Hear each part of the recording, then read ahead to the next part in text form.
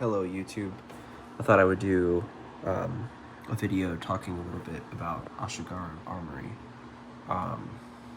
and kind of what this antique Nihonto is all about.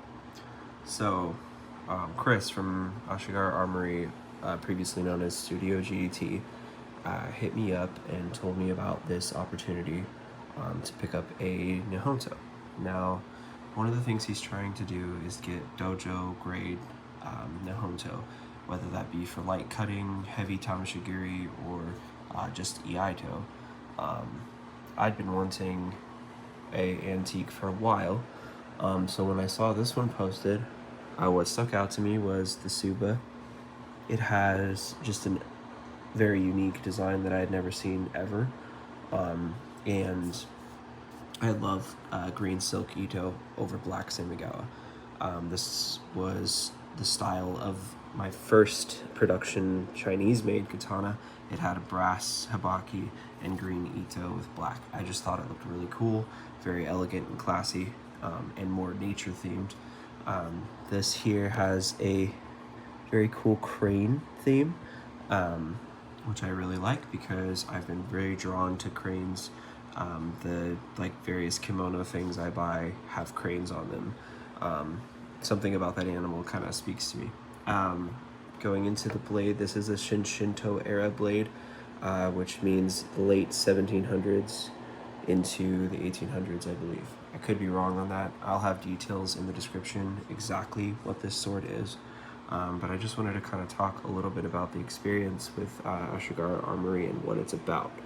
It is built more for the people who want to use their sword. This isn't a, high-level $30,000 antique. This is a Mumei, which is known as an unsigned blade. But that doesn't mean it's not real. It is tamahagane. It is from Japan. But it's just more on the simple kind of practical side. All the fittings are tight.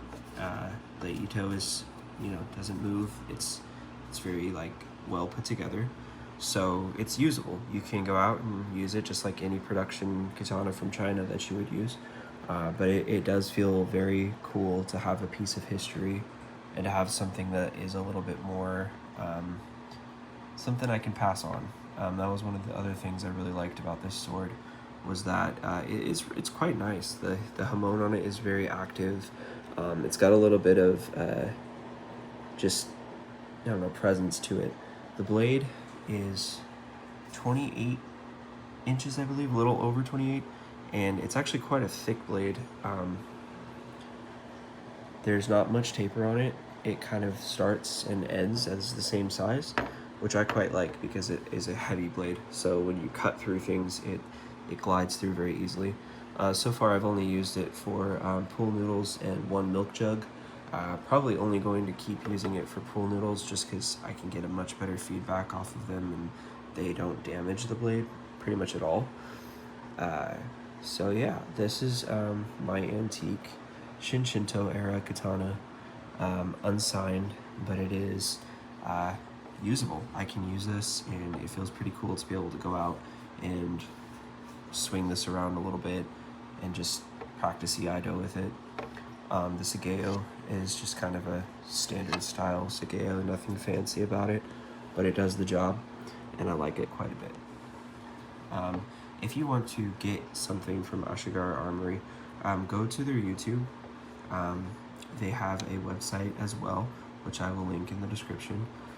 You have to be a member to purchase from them. It is not a website like a store, so it is definitely something you're going to have to take a little bit more time to touch base with Chris about, but he's very easy to work with. And if you are looking into getting one of these, just know that right now he has one up for sale, and I would jump on the opportunity.